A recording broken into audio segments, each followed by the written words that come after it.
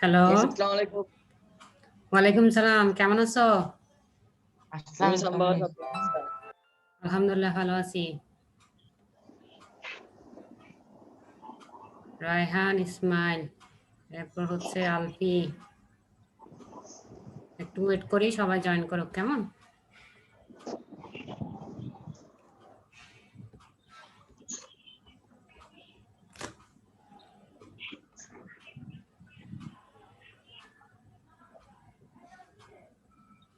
তো তোমাদের কি অবস্থা? পড়ালেখা করতেছো তো? জি স্যার, জি মিস। আচ্ছা, যেগুলো পড়িয়েছে ওগুলো বুঝছো তো? জি মিস। কোনো সমস্যা নাই না? আজকে নেক্সট পার্ট থেকে শুরু করবো আর কি। পার্ট 9 থেকে শুরু করবো, 8 পর্যন্ত পড়িয়েছি না? ওই দিন সম্পূরক খাদ্য সম্পর্কে পড়িয়েছিলাম, মনে আছে তো?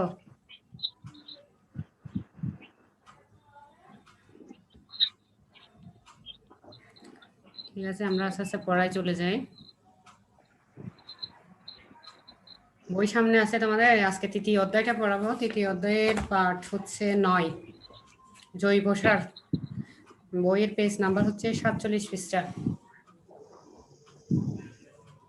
পেজ নাম 47।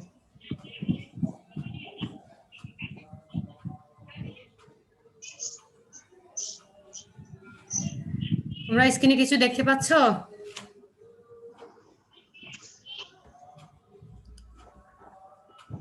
রায়হান কি দেখতে পাচ্ছে? রায়হান, আলফি? আমি দেখতে পাচ্ছি। ভেরি গুড, স্বাগত জানাই।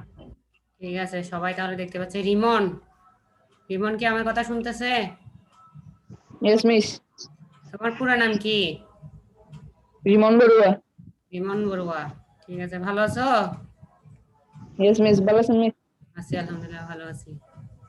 ঠিক আছে, আমরা তৃতীয় অধ্যায় শুরু করছি। তৃতীয় অধ্যায়ে পার্ট 8 পর্যন্ত পড়িয়েছি গত ক্লাসে। আজকে জৈব সার সম্পর্কে পড়াবো। এটা হচ্ছে পার্ট 9, কেমন? ছবিগুলো একটু দেখো, খেয়াল করো, ছবিগুলো দেখো এবং একটু চিন্তা করো কি কি দেখতেছো ছবিতে।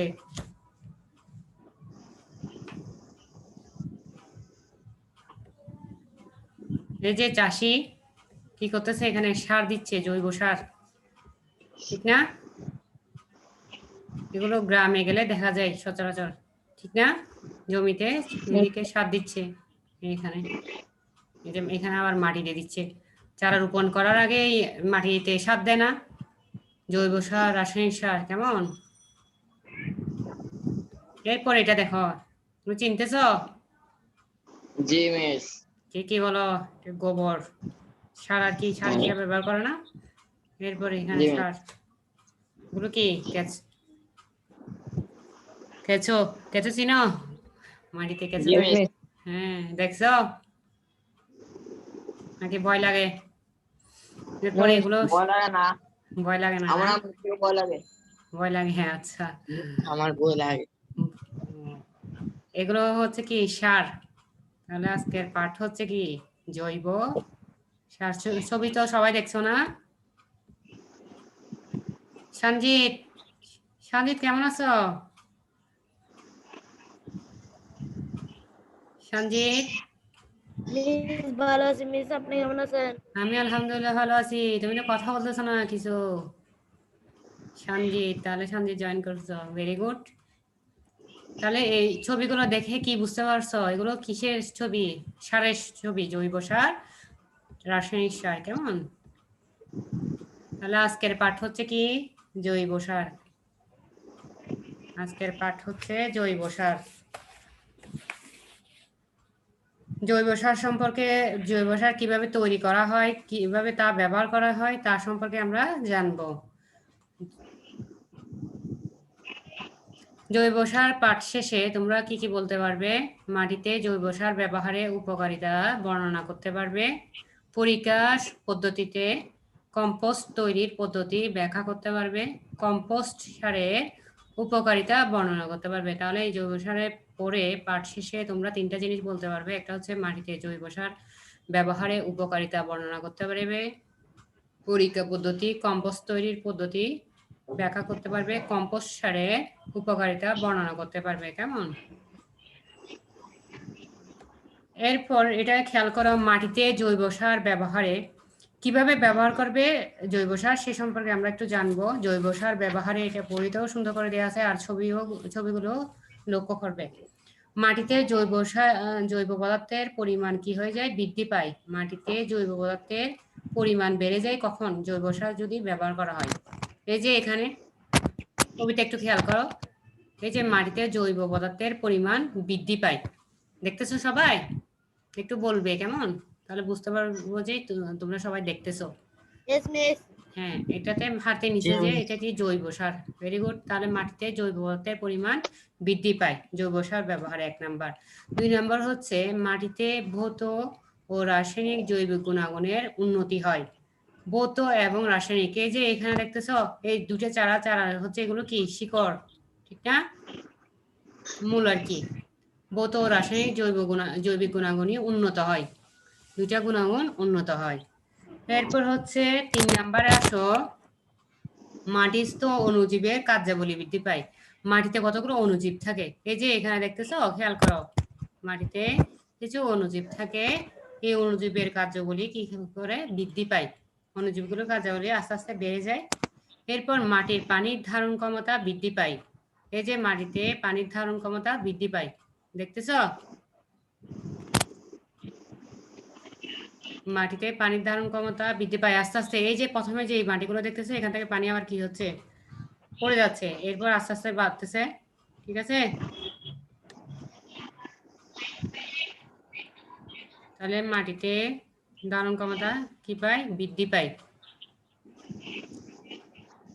এরপর 5 নম্বরে আসো, মাটি থেকে পুষ্টির অপচয় কম হয়। মাটি থেকে পুষ্টির অপচয় কম হয়। এই যে এখানে খেয়াল করো, পুষ্টির অপচয়গুলো কম হয়। মাটিতে যে পুষ্টি থাকে ওই পুষ্টিগুলো অপচয় কমে যায় কখন? জৈব সার যদি ব্যবহার করো। এরপর মাটির উর্বরতা বাড়ে, মাটির উর্বরতা বেড়ে যায়। এরপর মাটির সংযুক্তির উন্নতি হয়, মাটির সংযুক্তির উন্নতি হয়। এইখানে সংযুক্তি একটার সাথে একটা গায়ে লেগে আছে না মাটি, এই যে এখানে উন্নতি হয়ে যায়। এরপর ফসলের উৎপাদন ও গুণগত মান বৃদ্ধি পায়। ফসলের উৎপাদন আর গুণগত মান কি হয়ে যায়? বৃদ্ধি পায়। এরপর 9 নম্বরে আসো, মাটির পরিবেশ উন্নত হয়। এই যে নিচে একটা ছবি দেখতেছো, এই ছবিটা অনেক সুন্দর না? এখানে পরিবেশটা কি, মাটির পরিবেশটা উন্নত দেখাই যাচ্ছে, দেখে বোঝা যাচ্ছে যে এই মাটির পরিবেশটা অনেক সুন্দর এবং উন্নত। বুঝতে পারছো?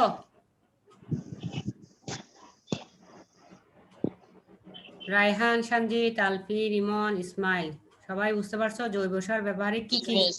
কি হয়? Yes, এগুলো miss. একটু বলবে। তোমাদের সামনে বই থাকলে বই থেকে বলতে পারো, অথবা এখানে স্লাইডে আছে, স্লাইডগুলো থেকে বলতে পারবে। 1 নাম্বার থেকে বলো, একজন করে বলো। প্রথমে কে বলবে? রায়হান বলবে? হ্যাঁ, আমি বলি, আচ্ছা, একজন মাটিতে জৈব বলো। পদার্থ পরিমাণ বৃদ্ধি মাটিতে জৈব পায়, পদার্থের মাটিতে পরিমাণ ভৌত বৃদ্ধি পায়। হুম, মাটির ভৌত রাসায়নিক ও জৈবিক গুণাগুণ বৃদ্ধি পায়। হ্যাঁ, মাটিস্থ জীবের কার্যাবলী বৃদ্ধি পায়। হ্যাঁ, পানি দারুণ। ধারণ ক্ষমতা বৃদ্ধি পায়। হ্যাঁ, এরপরে আসি, এরপরে আবার ছবি দেখাচ্ছি আরেকটা। হ্যাঁ, মাটি থেকে, এই যে মাটি থেকে পুষ্টির অপচয় কি হয়? কম হয়।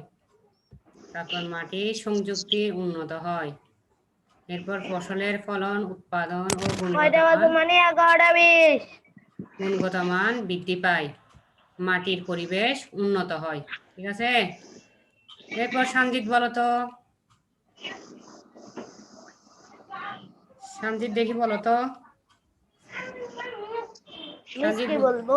এই যে জৈব সার ব্যবহারে কি হয়?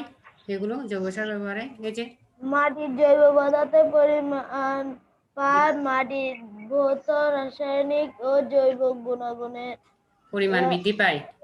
পরিমাণ বৃদ্ধি পায়, মাটির মাটিস্থ, অণুজীবের কার্যকালী বৃদ্ধি পায়, হ্যাঁ, এরপর পানি ধারণ ক্ষমতা বৃদ্ধি পায়। এই পানি যে ধারণ ক্ষমতা বৃদ্ধি পায়। হ্যাঁ, এরপর আরো আছে, পরের ছবি দেখাচ্ছে, এরপর দেখো, এটা খেয়াল করো কি বলতেছে। মাটি থেকে পুষ্টির অপচয় কম, হয়। মাটির সংযুক্তির উন্নতি হয়, হুম, ফসলের উৎপাদন ও গুণগত, গুণগত মান মান বৃদ্ধি বৃদ্ধি পায়, পায়। মাটির পরিবেশ উন্নত হয়। Very good. তাহলে এগুলো হচ্ছে জৈব সার ব্যবহারে মাটির কি কি কাজ হয়। এরপর কে বলবে? ইসমাইল। ইসমাইল হোসেন বলো তো দেখি। ইসমাইল। আলফি বলো তো। আলফি বলছো? আলফি দেখি বলো তো। জি মিস। বলছো না? মাটি থেকে হ্যাঁ। পুষ্টির অপচয় কম হয়, হুম মাটির সমৃদ্ধির উন্নতি হয়, হুম ফসলের ফলন, উৎপাদন ও গুণগত মান বৃদ্ধি হুম পায়, হুম মাটির পরিবেশ উন্নত হয়। এরপরে আরো আছে। আচ্ছা, এরপরটা দেখেন। এত এই যে এটা হচ্ছে প্রথম, মাটিতে জৈব পদার্থের পরিমাণ বৃদ্ধি পায়। কেমন? মাটির ভৌত, রাসায়নিক ও জৈব গুণাগুণের পরিমাণ বৃদ্ধি পায়। এরপর মাটিস্থ অণুজীবের কার্যাবলী বৃদ্ধি পায়। এরপর পানির ধারণ ক্ষমতা আস্তে আস্তে বেড়ে যায়। কেমন? বুঝছো? সবাই বুঝছো? রিমন? জি মিস। রিমন কি বুঝতে পারছে? রিমন বড়ুয়া? জি মিস। Very good. তাহলে পারবে তো, যদি পরীক্ষায় আসে জৈব সার ব্যবহারে মাটির কি কি উন্নত হয়। জৈব পদার্থের বৃদ্ধি পায়, মাটির ভৌত, রাসায়নিক ও জৈবিক গুণাগুণের উন্নতি হয়, মাটিস্থ অণুজীবের কার্যাবলী বৃদ্ধি পায়, মাটির পানি ধারণ ক্ষমতা বৃদ্ধি পায়, মাটি থেকে পুষ্টির অপচয় কম হয়, মাটির উর্বরতা বাড়ে, মাটির সংযুক্তির উন্নত হয়, ফসলের উৎপাদন ও গুণগত মান বৃদ্ধি পায়, মাটির পরিবেশ উন্নত হয়। ঠিক আছে? এর পরের পড়ায় চলে যাব আমরা। এটা হচ্ছে কম্পোস্ট তৈরি। কম্পোস্ট কিভাবে তৈরি করবে এই সম্পর্কে একটু বর্ণনা দিই। এই যে আগে একটু ছবিগুলো দেখি। গবাদি পশুর উচ্ছিষ্ট অংশ, তারপর হচ্ছে খড়খুর, এরপর কৃষি বর্জ্য এগুলো, এরপর অগাছা, ধানের গজা, কচুরিপানা। এগুলো কি চিনি আমরা? রায়হান চিনে? রায়হান কি চিনে এগুলো? মিস। এই যে ছবিতে দেখতে কি কি দেখতে পাচ্ছ বলো তো? ওই গবাদি পশুর উচ্ছিষ্ট অংশ। উচ্ছিষ্ট, হুম হ্যাঁ, তোর খড়কুটো, তোর হুম কৃষি বর্ষ, হুম তারপর আগাছা, তোর কচু কচু পানা কচুরি ফানা পানা। এগুলো দিয়ে তৈরি করা হয় কম্পোস্ট। কিভাবে তৈরি করবে এই সম্পর্কে একটু জেনে নিই। গবাদি পশুর মিস কচু মলমূত্র। পানাটা দেখি নাই। হ্যাঁ, কচুরি পানা পানিতে হয়, পুকুরে। এগুলো দেখো নাই? দেখি দেখছো? নাই। দেখো নাই? না আমি দেখি নাই। মিস আমি রায়হান দেখে দেখছি। নাই? রায়হান রায়হান বলছে না এটা? হ্যাঁ, রায়হান দেখে নাই বলতেছে যে। আমি দেখছি। দেখছো? আলফি দেখেছো?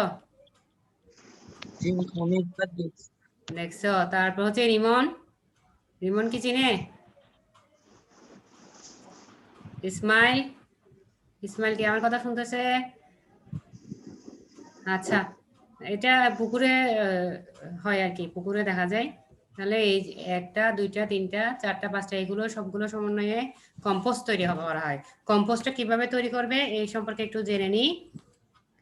গবাদি পশুর মলমূত্র, খাবারের উচ্ছিষ্ট অংশ, খড়কুটা, বিভিন্ন প্রকার কৃষিবর্জ্য, অগাছা, কচুরিপানা প্রভৃতি খামার প্রাঙ্গণে স্তরে স্তরে সাজিয়ে অণুজীবের সাহায্যে পচিয়ে, অণুজীবের সাহায্যে কি করতে হবে? পচিয়ে যে সার তৈরি করা হয় তাকে কম্পোস্ট সার বলা হয়।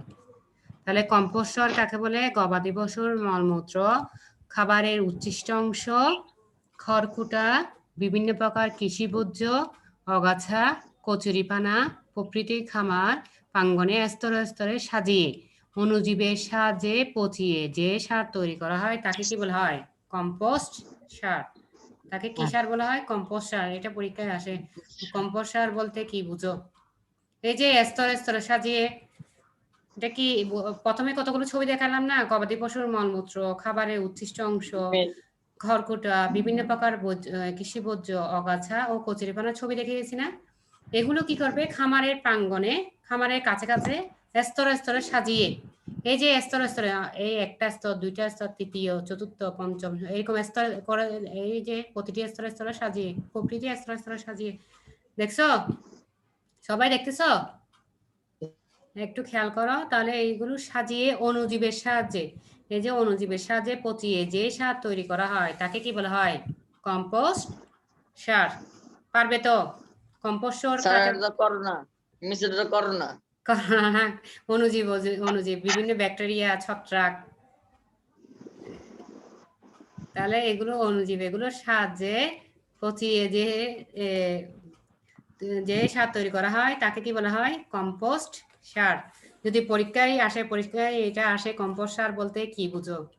2 নম্বরে আসে, তাহলে কিভাবে লিখবে আমি একটু বলছি, এরপর তোমরা পারলে বলবে। খেয়াল করো, গবাদি পশুর মলমূত্র, খাবারের উচ্ছিষ্ট অংশ, খড়কুটা, বিভিন্ন প্রকার কৃষি বর্জ্য, অগাছা, কচুরিপানা প্রভৃতি খামার প্রাঙ্গণে স্তরে স্তরে সাজিয়ে অণুজীবের সাহায্যে পচিয়ে যে সার তৈরি করা হয় তাকে কি বলা হয়? কম্পোস্ট সার। তাকে কি বলা হয়? কম্পোস্ট সার। কেমন? পারবে এখন? ইমতিয়াজ, ইমতিয়াজ ইফতি জয়েন করেছে। কেমন আছো ইমতিয়াজ? আলহামদুলিল্লাহ মিস, ভালো আছি। ভালো আছো তুমি? জি মিস। বুঝতেছো? জি মিস। এখানে স্ক্রিনে দেখতেছো? Yes miss. Very good. তাহলে কম্পোস্ট সার কাকে বলে কে বলতে পারবে? বলতে পারবে? রায়হান পারবে? জি মিস। মিস কম্পোস্ট মিস সার যে কাকে বলে? সার স্তরে হুম স্তরে হুম ওইটা ওগুলো আগে বলতে হবে। এই যে এই ছবিগুলো আমি একটু আগে দেখেছি, এই যে এগুলো গবাদি পশুর উচ্ছিষ্ট অংশ, খড়কুটা, কৃষি বর্জ্য, অগাছা, কচুরিপানা ইত্যাদি কি করবে? স্তরে স্তরে সাজিয়ে অণুজীবের সাহায্যে পচিয়ে যে সার তৈরি করা হয় তাকে কি বলা হয়? কম্পোস্ট সার। এবার বুঝতে পারছো? আসবো। পারবে না? ওই এগুলোর নাম বলতে হবে। কেমন? এই যে আমি ছবি যেগুলো গবাদি দেখেছি, পশুর উচ্ছিষ্ট উচ্ছিষ্ট অংশ, অংশ, খড়কুটা, তো কৃষি আগাছা, হ্যাঁ কচুরিপানা হ্যাঁ ইত্যাদি স্তরে স্তরে হ্যাঁ সাজিয়ে অণুজীবের সাথে অণুজীবের সাহায্যে পচিয়ে। পচিয়ে যে সার তৈরি করা হয় তাকে কম্পোস্ট সার বলে। Very good. তাহলে এরকম পারবে তো? সহজ না? জি জি মিস। কার কার কঠিন লাগছে? সঞ্জিতের কি কঠিন লাগছে বেশি? No miss. পারবে তো? বলো। আর এরপরে কে পারবে বলো? 50, 11, এরপর কে কে বলতে পারবে? রায়হান বলছিল, রায়হান নাকি বলছিল? জি মিস আমি হ্যাঁ, বলছিলাম। Very good. তাহলে কম্পোস্ট সার একদম সহজ। এই যে ছবিগুলো দেখেছি ওগুলো কি গবাদি পশু, আমি আর একটু বলছি, এরপর তোমরা কি করবে? এটা শিখে ফেলবে, শিখে এবং লিখবে। গবাদি পশুর উচ্ছিষ্ট অংশ, খড়কুটো, কৃষি বর্জ্য, অগাছা, কচুরিপানা ইত্যাদি খামার প্রাঙ্গণে স্তরে স্তরে সাজিয়ে অণুজীবের সাহায্যে পচিয়ে যে সার তৈরি করা হয় তাকে কি বলা হয়? কম্পোস্ট সার। কেমন? এতটুকু তো বুঝছে সবাই। কেমন? একটু শিখে ফেলবে। কেমন? এরপর কাজে অনেক জিনিস একত্রে পচিয়ে বা কখনো কখনো একটি মাত্র উপাদান যারা কম্পোস্ট তৈরি করা যায়। কিছুক্ষণ আগে যে 5টা দেখিয়েছে, যেমন গবাদি পশুর মলমূত্র, খাবারের উচ্ছিষ্ট অংশ, খড়কুটো, কচুরিপানা ইত্যাদি ছবি দেখিয়েছি না আমি? এগুলো সবগুলো একসাথে না মিশিয়ে যদি যে কোনো একটা থাকে ওইটা দিয়েও কি কম্পোস্ট তৈরি করা যায়। কেমন? 2টি পদ্ধতিতে কম্পোস্ট তৈরি করা যায়, একটা হচ্ছে স্তূপ পদ্ধতি আর একটা হচ্ছে কি পরিকা পদ্ধতি। কি পদ্ধতিতে বলো তো? দেখিছো? এখান থেকে দেখে বলো, একজন একজন করে বলো, তাহলে মনে থাকবে তোমাদের। তাহলে কম্পোস্ট কয়টা পদ্ধতিতে তৈরি করা হয়? কয়টা পদ্ধতিতে বলো তো? 2টা পদ্ধতি। কি কি পদ্ধতি বলো তো?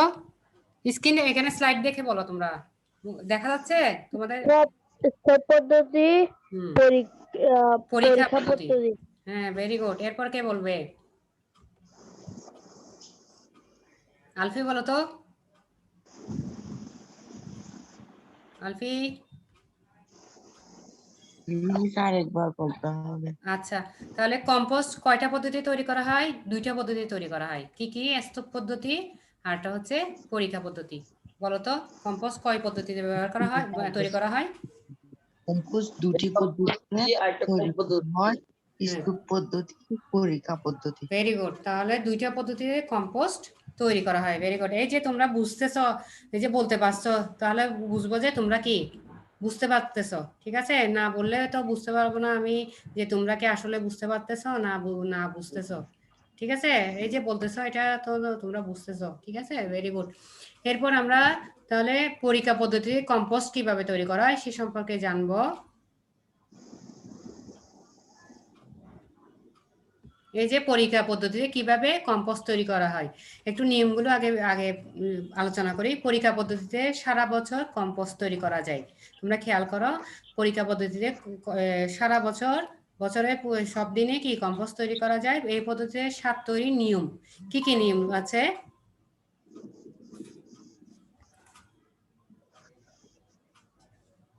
প্রথমে একটি উঁচু স্থান নির্বাচন করতে হবে। প্রথমে একটি কি করতে হবে? উঁচু স্থান নির্বাচন করতে হবে। ওই স্লাইডটা আসে নাই মিস। কোনটা? এখন দেখতেছো না? এখন তোমরা কি দেখতেছো ছবিতে? পরীক্ষা পদ্ধতিতে পরীক্ষা কম্পোস্ট তৈরি, পদ্ধতিতে কম্পোস্ট তৈরি। এটা তো দেখতেছো না? জি মিস। ঠিক আছে, আমি নিয়মগুলো পড়াচ্ছি, এরপর পাশাপাশি আমি ছবি দেখাবো, কেমন? তোমরা খেয়াল করো। ওকে মিস। প্রথমে একটি উঁচু স্থান নির্বাচন করতে হবে। স্থানটা কি হতে হবে? উঁচু স্থান হতে হবে। নির্বাচিত স্থান, যখন তুমি স্থানটা নির্বাচন করবে সেটা কি উঁচু ধরতে হবে, কেমন? ঠিক আছে, উঁচু স্থান নির্বাচন করতে হবে। স্থানটা নির্বাচন হলে নির্বাচিত স্থানে 3 মিটার দৈর্ঘ্য, এখানে পাশে ছবিতে খেয়াল করো, কয় মিটার দৈর্ঘ্য? 3 মিটার, 3 মিটার দৈর্ঘ্য, কেমন? এরপর হচ্ছে 2 মিটার প্রস্থ। এই যে এখানে খেয়াল করো, প্রস্থ কতটুকু? 2 মিটার। 2 মিটার। এরপর 2 মিটার। ও 1.2 মিটার গভীরতা। গভীরতা কতটুকু হবে? 1.2 মিটার। হ্যাঁ, এগুলো একটু মনে রাখতে হবে। ঠিক আছে, তাহলে নির্বাচিত স্থানে 3 মিটার দৈর্ঘ্য ও 2 মিটার প্রস্থ ও 1.2 মিটার গভীরতা বিশিষ্ট পরিখা খনন করতে হবে। পরিখা খনন করতে হবে। এই যে গর্ত, এই যে এখানে, এটা হচ্ছে পরিখা।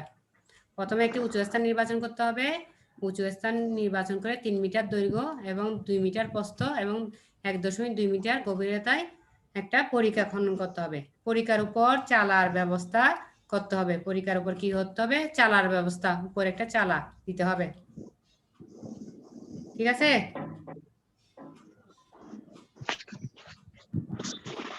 বুঝতেছো? তাহলে চালার ব্যবস্থা করতে হবে। 5টি পরিখা আবর্জনা, খড়কুটো, লতাপাতা, গোবর দিয়ে পর্যায়ক্রমে স্তূপাকারে সাজাতে হবে। 5টি পরিখা কি করতে হবে? আবর্জনা, খড়কুটো, লতাপাতা, গোবর দিয়ে পর্যায়ক্রমে স্তূপাকারে সাজাতে হবে। এটা ঠিক আছে, আমি একটু ছবি দেখাচ্ছি তোমাদেরকে। এই যে 1 2 3 4 5 6, এখানে 6টা, 5টা কি করতে হবে? পরিখা স্তূপ পদ্ধতির ন্যায় আবর্জনা, খড়কুটো, লতাপাতা, গোবর দিয়ে পর্যায়ক্রমে সাজাতে হবে। একটি পরিখা খালি থাকবে। 5টা সাজাতে হবে, একটা কি থাকতে হবে? খালি। এই যে খালি, খেয়াল করতেছো? ছবি দেখতেছো তোমরা? পরিখার উপর চালার ব্যবস্থা করতে হবে। এই চালা, এই উপরে এই চালার ব্যবস্থা করতে হবে। এটা উপর থেকে ছবিটা তোলা হয়েছে, উপর থেকে। এই যে এখানে 6টা আছে, একটা খালি রাখতে হবে। বাকি 5টা কি করতে হবে? আবর্জনা, খড়কুটো, লতাপাতা, গোবর দিয়ে পর্যায়ক্রমে কি করতে হবে? সাজাতে হবে। বুঝছো? ছবিতে জি দেখতেছো? মিস। তাহলে একটা খালি রাখবে। প্রতিটি পরিখার আবর্জনা স্তূপ ভূপৃষ্ঠ হতে 30 সেন্টিমিটার উঁচু হতে হবে। কত সেন্টিমিটার উঁচু হতে হবে? 30 সেন্টিমিটার। 30 সেন্টিমিটার উঁচু হতে হবে। 4 সপ্তাহ পর নিকটবর্তী পরিখার কম্পোস্ট খালি পরিখার স্থানান্তর করতে হবে। 4 সপ্তাহ পর কি করতে হবে? একটা যে খালি রেখেছো, এই যে এখানে এই যে কম্পোস্টটা খালি রয়েছে, কেমন? 4 সপ্তাহ পর কি করতে হবে? এইসব পরিখা থেকে সব আবর্জনা স্তূপ এখানে রাখতে হবে। বুঝছো? স্থানান্তর করতে হবে। এভাবে কম্পোস্টের উপাদানগুলো উলট পালট করতে হবে। এখানে নিয়ে কি করতে হবে? উলট পালট করতে হবে। ফলে উপাদানগুলো পচন ক্রিয়াও কি হবে? ত্বরান্বিত হবে। পচন ক্রিয়াও দ্রুত গতিতে হয়ে যাবে। কেমন? 2 থেকে 3 মাসের মধ্যে উপাদানগুলো সম্পূর্ণ কি হয়ে যাবে? পচে কম্পোস্ট হবে। তাহলে কত মাসের মধ্যে? 2 থেকে 3 মাসের মধ্যে। ঠিক আছে? জি মিস। হ্যাঁ, তাহলে বুঝতেছো? তাহলে এভাবে কম্পোস্টটা তৈরি করতে হবে। প্রথমে কি করতে হবে? আর একটু বলি, নিয়মটা একটু করে বলি। এই যে প্রথমে একটা উঁচু স্থান নির্বাচন করতে হবে। যদি পরীক্ষা আসে, পরীক্ষা পদ্ধতিতে কম্পোস্ট কিভাবে তৈরি করবে, এটা আগে একটু বুঝলে তোমরা নিজের ভাষায় লিখতে পারবে। ঠিক আছে?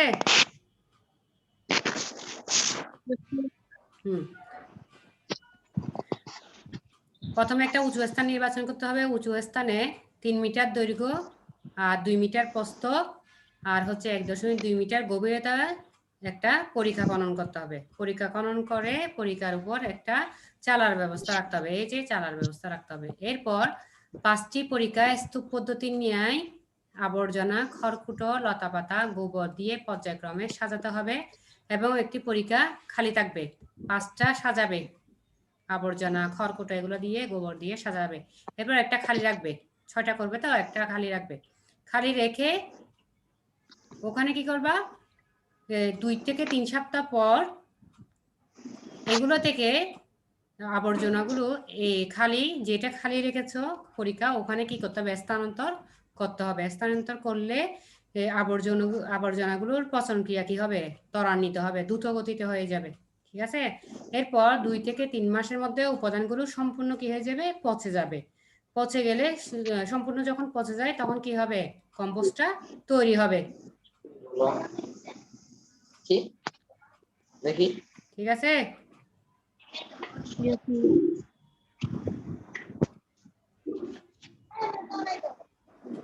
এখন পারবে তো? কম্পোস্টটা কিভাবে তৈরি করবে বুঝছো? Yes, miss. সবাই বুঝছো নাকি কারো কঠিন টঠিন লাগছে? না মিস, সবাই বুঝছে। বুঝছে না? এই যে প্রতিটি পরীক্ষার আবর্জনা স্তূপ ভূপৃষ্ঠ হতে 30 সেন্টিমিটার উঁচু হতে হবে। ভূমি হতে কত সেন্টিমিটার উঁচু হতে হবে? 30 সেন্টিমিটার। এই যে এরপর 4 সপ্তাহ পর নিকটবর্তী পরীক্ষার কম্পোস্ট খালি পরীক্ষায় স্থানান্তর করতে হবে। এই নিকটবর্তী এখান থেকে খালি যেটা রয়েছে ওই খালিতে স্থানান্তর করতে হবে। কেমন? পারবে তো? Yes, miss. Yes, miss. তাহলে কম্পোস্ট সার কিভাবে তৈরি করবে যদি পরীক্ষা আসে পারবে সবাই? আর একটু পড়বে, নিজের ভাষায় লিখতে পারবে। বুঝলে এটা সুন্দর করে গুছাই লিখতে পারবে। এরপর কম্পোস্ট সারের উপকারিতা। এতক্ষণ যে কম্পোস্ট সার তৈরিটা জেনেছি, ওই সারের উপকারিতা সম্পর্কে জানবো। মাটির উর্বরতা ও উৎপাদন শক্তি বৃদ্ধি পায়। মাটির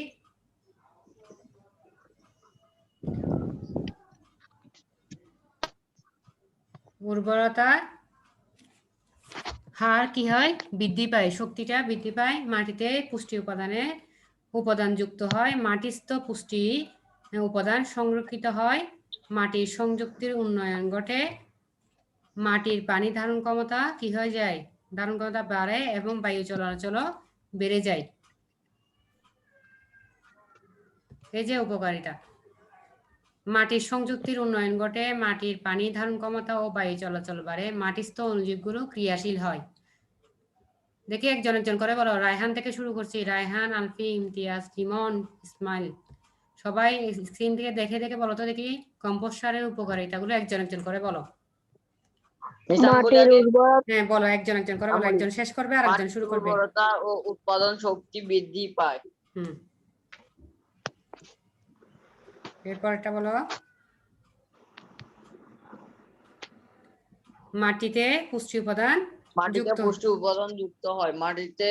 মাটিস্থ পুষ্টি উপাদান সংরক্ষণ করে। মাটিতে সংযুক্ত উন্নয়ন ঘটে। মাটির পানি ধারণ ক্ষমতা ও বায়ু চলাচল বাড়ে। মাটিস্থ অণুজীবগুলো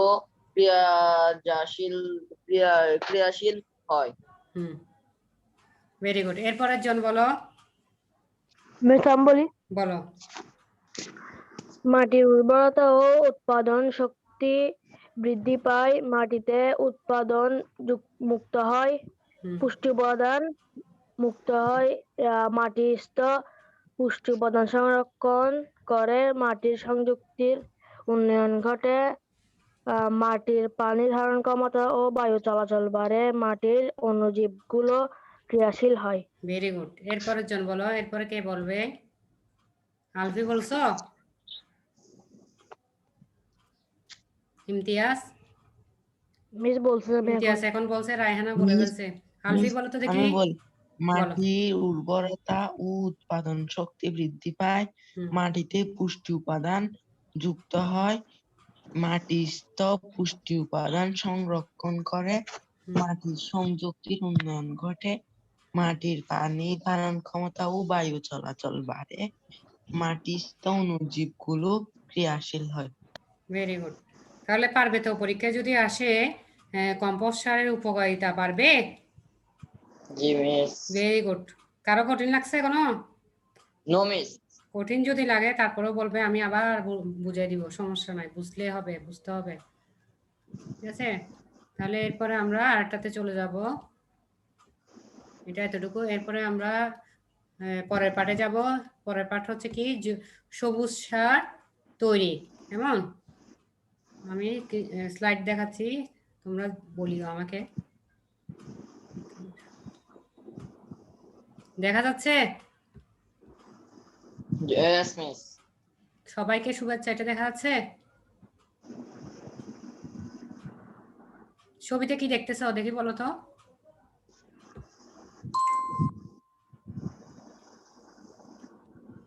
রায়হান একটু বলো তো। রায়হান, এই যে ছবিতে কিছু দেখতেছো? শুধু মাটি উর্বরতাই দেখতেছি, 1 নাম্বার 2 নাম্বার 1 থেকে 6 নাম্বার গ্রুপে। ও আচ্ছা, ওইটা দেখা যাচ্ছে না, দাঁড়াও একটু আমাকে রেসপন্স করিও, দেখা যায় কিনা। এখন দেখতেছো কিনা দেখো তো একটু। Yes miss. শেয়ারিং তো পার্ট 10 আসতেছে। Very good. তাহলে এখন বুঝবে। তাহলে পার্ট 10-এ কি আছে? সবুজ সার। ঠিক আছে? সবুজ সার, সবুজ সার সম্পর্কে জানবো। তখন আমরা জেনেছি জৈব সার, এরপরে জানবো সবুজ সার। সবুজ সার কিভাবে তৈরি করবে, এর আগে একটু জেনে নিই। সবুজ সার কাকে বলে? জমিতে যে কোনো সবুজ উদ্ভিদ জন্মিয়ে কচি অবস্থায় চাষ করে মাটিতে মিশিয়ে যে সার প্রস্তুত করা হয় তাকে কি বলা হয়? সবুজ সার। ঠিক আছে? জমিতে যে কোনো সবুজ উদ্ভিদ জন্মিয়ে কচি অবস্থায় চাষ করে মাটিতে মিশিয়ে যে সার প্রস্তুত করা হয় তাকে সবুজ সার বলা হয়। ঠিক আছে? বুঝতে পারছো সবুজ সার কাকে বলে? জি মিস। ঠিক আছে। এরপরে আমরা চলে যাই সবুজ সার। তাহলে সবুজ সার কি? গুমটর, বরবটি, শন, কলাই, এগুলো এইসব ফসল, এগুলো ফসলের নাম, ফসল দ্বারা এই সার তৈরি করা হয়। সবুজ সার কিভাবে তৈরি করা হয়? বরবটি, শন, কলাই, এইসব ফসল দ্বারা এই সার তৈরি করা হয়। সবুজ সার কিভাবে তৈরি করবে আমি একটু আলোচনা করতেছি। সবুজ সার হিসেবে ধইঞ্জা চাষ ও সার প্রস্তুতি। যে কোনো জমিতে 2 থেকে 3টি চাষ দিতে হবে।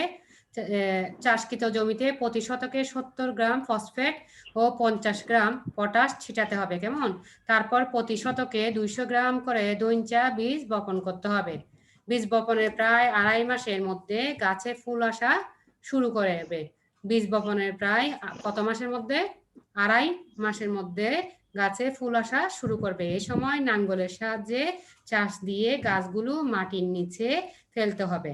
গাছ লম্বা হলে কাস্তে বা দা দিয়ে কেটে ছোট করে জমিতে চাষ করতে হবে। কেমন? বুঝছো? জি মিস। হ্যাঁ। এরপর সবুজ সারের উপকারিতা। কি কি উপকার করে সবুজ সার? ব্যবহারে মাটির উর্বরতা বাড়ে, মাটিতে প্রচুর জৈব পদার্থ যোগ হয়, মাটিতে নাইট্রোজেনের পরিমাণ বৃদ্ধি পায়, মাটিস্থ অণুজীবের কার্যাবলী বৃদ্ধি পায়, মাটিস্থ পুষ্টি উপাদান সংরক্ষিত হয়, মাটিতে জৈবিক পরিবেশ উন্নত হয়।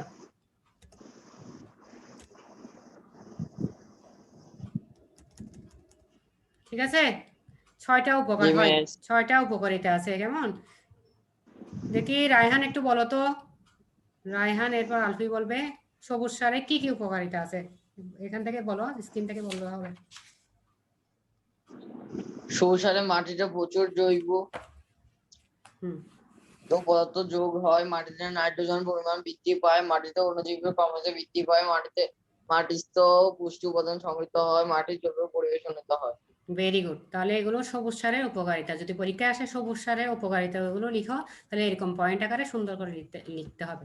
ঠিক আছে? এরপর আসো খৈল দড়ি। খৈলটা কি? তেল বীজ হতে তেল বের করে নেওয়ার পর যে অবশিষ্ট থাকে তাকে কি বলা হয়? খৈল। তেল বীজ থেকে তেল বের করে নেওয়ার পর, তেলগুলো বের করে নেওয়ার পর যে অংশটা থাকে, অবশিষ্ট অংশ থাকে, তাকে কি বলা হয়? খৈল। তাকে কি বলা হয়? খৈল। খৈল। হ্যাঁ, তাহলে পার্ট 10 এতটুকুই। ঠিক আছে? তাহলে আজকে আমরা কি কি পড়ছি? জৈব সার কাকে বলে, জৈব সারের ব্যবহারে কি কি উপকারিতা পাওয়া যায়, কম্পোস্ট কিভাবে তৈরি করবে। 2 পদ্ধতি কম্পোস্ট তৈরি করা হয়, একটা হচ্ছে পরীক্ষা পদ্ধতি আর একটা হচ্ছে স্তূপ পদ্ধতি, কেমন? এরপর আমরা কম্পোস্ট সারের উপকারিতা সম্পর্কে জেনেছি। এরপর আমরা কি সবুজ সার সম্পর্কে, সবুজ সার কাকে বলে, সবুজ সার কিভাবে তৈরি করা হয়, এরপর সবুজ সারের উপকারিতা, তারপর হচ্ছে খৈল তৈরি, খৈল কাকে বলে। বুঝতে পারছো সবাই? জি মিস। এখন পারবে তো? জি মিস। আর কোনো সমস্যা আছে? No miss. এরপর আমরা কি করব, আগামী ক্লাসে নতুন পার্টে চলে যাব। ঠিক আছে? ওকে। তো আজকে ক্লাস এখানে এতটুকুই। বুঝছো সবাই? জি মিস। ঠিক আছে, তাহলে সবাই ভালো থাকবে, ভালো করে পড়বে যেগুলো পড়িয়েছি। আর হোমওয়ার্কটা আমি তোমাদের স্কুলের হোমওয়ার্ক পেজে দিয়ে দিব, ওখানে দেখবে। তোমরা সবাই ভালো থাকবে, সুস্থ থাকবে, ম্যামের জন্য দোয়া করবে, তোমাদের জন্য দোয়া রইলো। আগামী ক্লাসে ইনশাল্লাহ সবার সাথে আবার দেখা হবে, সবাই জয়েন করবে, কেমন? ওকে মিস। রিমন, রায়হান, আলফি, ইসমাইল, সবাই ভালো থাকবে, কেমন? ঠিক আছে, তাহলে আল্লাহ হাফেজ।